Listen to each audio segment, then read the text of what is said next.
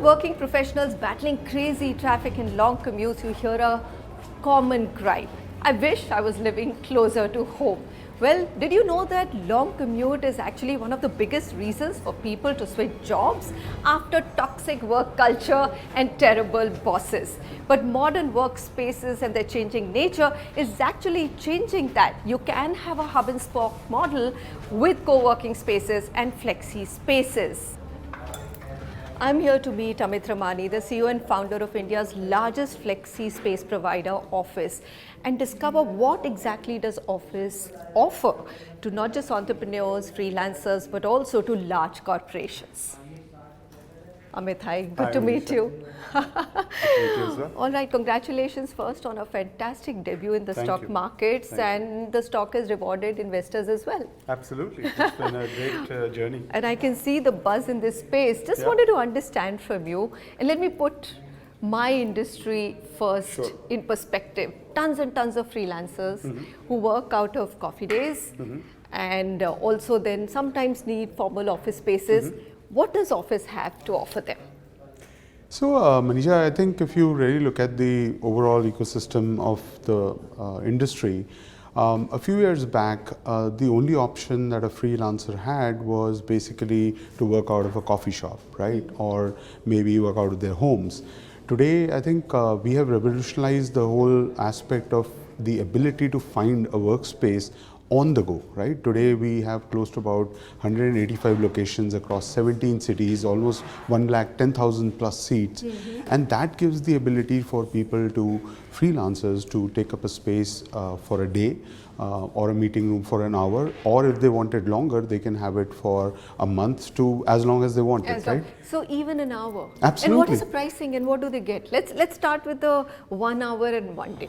Yeah, so the 1 hour meeting room, depending on the size of the meeting room, 4-seater to let's say a 12-seater, could range anywhere between about 300 rupees per hour to let's say about 800 rupees per hour, obviously depending on the location and the market that you're using it in. Similarly, if you were to look at the seat for a day, that also depends on the different markets, but again ranges from about 300 rupees to about 1200 rupees per day. So makes it very, very convenient, because the challenge with the coffee shop is you really can't conduct business there, right? You can't have a professional meeting, you can't have a presentation there, but our centers are fully equipped with all the different requirements. So then tell me, what do I get? In that range of 300 to 800 rupees, what all will Awfis provide me? You get the infrastructure. I get free coffee to yes, start you with? do free coffee and tea. I don't have to pay obviously for free coffee CCTV. and water. It's a fully enabled workspace. So all the infrastructure is there. You get all the common zones as part of it. You get the cafe, right? You get the cafe service. In the common area, you can use the collaboration area to meet people and do all of those things. And then obviously you get your meeting room or a seat that you have signed up for. But there are all kinds of food and beverage options.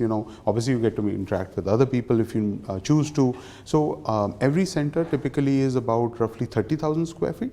So it has about 500 to 600 resident community members there. And then obviously there are a few just-in-time users, like a person using a meeting room for an hour or a freelancer using a seat for a day. All right, so let's move from a freelancer to, let's say, an entrepreneur. Now, when WeWork or co-working space was imagined in America, it was essentially to create this buzzing tech hub with entrepreneurs coming together, exchanging ideas, and you have the entire backend taken care of. Is that happening in Awfis? Is that ecosystem replicated, or is a slightly different model? Because it was meant to be for a lot more entrepreneurs and smaller teams. So I think, Manisha, one of the things that you clearly said, it started off with the freelancers, startups and SMEs, right, globally. But post-COVID, enterprises came in a big way. And since they came in, obviously the industry evolved and grew. In India, it grew by leaps and folds. Today, we are almost sitting at about 65 million square feet just in the co-working space. We do about 20% of the overall market is with leasing is with co-working. So clearly we have established the base. Now today, if you look at it, Awfis caters about 65% of our business comes from corporates. About 25% comes from what I would say is SMEs and mid-corporates, and about 10% from startups. It used to be more focused on SMEs and startups pre-COVID, but now obviously corporates is a big part of it. Now let me come to the corporate clients and large enterprise clients of yours. Amit, explain to me, I mean, if I go to, let's say, a fully managed office, which is not co-working, it has, the facilities on offer are much higher, right? You will have maybe a creche, a fully functional nursing station and medical facilities, a van, EV charging stations, etc., right? So, what makes an enterprise client, let's say a Vodafone or one of your larger clients, decide that they will not take a 10,000 square feet on their own, but come to an office? Because they will not get apple to apple compared to a regular office lease space. They'll probably get more, but we'll start with that. You have creches now? No, I'll medical get to facilities? that. I'll get to that. So I think if you really look at an enterprise, what made the enterprises switch over to the other side post-COVID, right? They were all fence sitters. If you really look at the industry, it's only about 30% of our business used to come from enterprises. What made them switch was, one, flexibility. Right? Uncertainty during COVID and post that as well. You had no ability to understand when people will come back, will they come back, and so on. So we came into the mainstream because of flexibility. Second was speed, right? Clearly, when you wanted to come back, the business leader would tell you, I want the seats yesterday, right? And so obviously a lot of these companies move at a certain speed. So we move much faster than them. And third, in this new age of distributed work, the reality is that today, every company earlier used to set up maybe 1 or 2 large locations in a city. Today they are forced, because of commute times and the choice being with the employee, they have to set up maybe 10 centers, right? Of maybe 50 to 100 seats each, and they are not equipped to do that, and that's where we come in to support them. I think we clearly, for larger formats, we replicate what they would get, let's say, in a 500 to 1,000 seater scenario, right? So we would leverage the building for a crash, van, the medical facilities, so on and so forth, which in any case they also do. When it comes to our own centers, exactly, a gym, and when it comes to their facilities, we customize it depending on what they would have done in their own facility. So we replicate that. So from that standpoint, a managed office behaves no differently, right? And they don't have the risk of the 5-year lock-in. We would give them a 3-year lock-in. Yeah, I was coming to that. Correct. So you've established your presence in what people say is the best market to get into in India, which is a value-driven, cost-efficient mass market. And I can see behind the young, professionals who are working away on their laptops. But this is also a market where there are tons of hungry other companies which want to be present in the same space. We know that SmartWorks is going to go IPO. They are going to have a lot of cash to expand, and there will be that hunger to expand, investor pressure to expand. How will you continue to differentiate yourself? So Manisha, I think one of the key things that we fundamentally differentiated ourselves was on the supply acquisition. Right? We came up with this model called managed aggregation. It's a term that we coined, and the idea behind it was that our landlord becomes our partner. Instead of us doing a straight lease, we would do a revenue share or a profit share model, right? And we call it managed aggregation. Under this model, 2 things happen. One, the landlord, basically our partner, invests majority of the capital. So we become capital light. Second, we don't give the fixed rental. We give a minimum guarantee after a certain period of minimum guarantee free period, right? Typically 5 to 13 months. Now, what this does is it basically takes the challenge of a fixed rent away. It makes it variable, right? And the minimum guarantee typically is 50% of the market rental. Now, if you've solved these 2 fundamental problems, right, which was the biggest challenge if you look at the global arena also, what the, without taking any competitor names here, face the challenge, right? Yeah. And so we solved for it. And I think that's a huge differentiator. You asked me at the beginning of it that we have had a great run in the public markets. The public markets understand. It is all about the return on capital employed. We have the highest return on capital of 62% in the industry today, right? And it's very hard to replicate that. Industry is large. I think more people come into the public domain, the better it is. The customer gets complete transparency and visibility. Okay, so here's a concern area, and this is also something that I wanted to ask you about. To keep it value driven, there are critics who say that the density is quite high. Is it still within the safety norms of any building occupancy? Manisha, you are standing in this space, right? Even if you are standing in your and own most places workspace, are like these, yeah, or yeah, they are smaller yeah, yeah. and more dense? I mean, this is a standard format, right? This is roughly about 30,000 square feet. It has about 500 odd seats. Every NBC norm is followed. A standard 4x2 desk is front of you. You walk into your own office, it would feel exactly the same. Feel exactly the same. Yeah. Why do the investors love the stock so much? What is it in your operational model, that is so fascinating for them? So Manisha, I can't comment on the stock, right? I mean, it goes up and down on its own. We have very little to do with it, right? So I think we have built a very, very solid business. To build a business where you have centers across 17 cities, 9 tier 1, 8 tier 2, almost 200 odd centers, touching almost 200, and to do it in 9 years and with a return on capital employed of over 60%, I think is a uniquely India story. So Amit, would you want to go up the ladder on value chain? Like you do have a gold pass model as well. Sure. Does it have higher margins? How do you differentiate from your basic package? And is that the direction you want to take? So Manisha, as I said, we want to address every type of demand in the market, right? So clearly we understood that, and I think from our flagship product, we launched Office Gold a couple of years ago. Today, out of the 185 odd centers, about 15 of these are in tier 1 cities, are what called Office Gold. And how is it differentiated from the basic Office So it's a pass? bit more premium. So if you want to think about the analogy, would be a Toyota Corolla and a Camry. So this is a Camry, still dependable, Still a Toyota. trustworthy. Yes, still a Toyota. Not a i20 yet. No, not at all. i20, obviously our flagship product is what we feel very, very proud about. But this is a bit more premium, still very trustworthy, value for money, but a bit more premium. And I think typically the pricing would be about 25% higher than our flagship product. But you don't want to go into or climb up the value ladder as WeWork or Regus. That's not a market that you have in mind. So Manisha, we will keep evolving the product, right? I wouldn't say never say no, but clearly right now these are the two products that we have. We believe that the market at the premium level continues to evolve. I mean, there are more people who today own a Lexus or a Mercedes. So yes, we do understand similar things are happening in the the office space as well. We will reevaluate, but currently these are the two products. These are the places. I can see that lovely office logo here and a lot of buzz. That's the cafeteria, right? Yeah. All right. Sustainability, is there a focus? Because it has to be now with more built environment coming up. Manisha, clearly all of our centers are built with sustainable materials, right? We are very, very careful on making sure as a publicly listed company that our ESG is extremely high, right? So from that standpoint, we are very focused on it. We are also going through a process where we are going to get a large portion of our centers well certified, which is about health and well-being of our community members.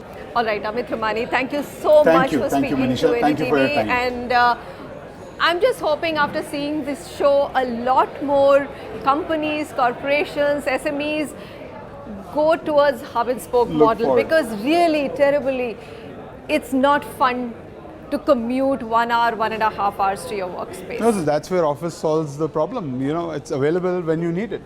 Absolutely. Okay. Thank you. Thank you.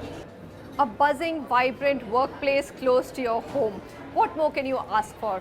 Well, I just hope after seeing this interview, a lot more companies are inspired to go with the hub and spoke model to ensure that their employees can reach work much, much faster.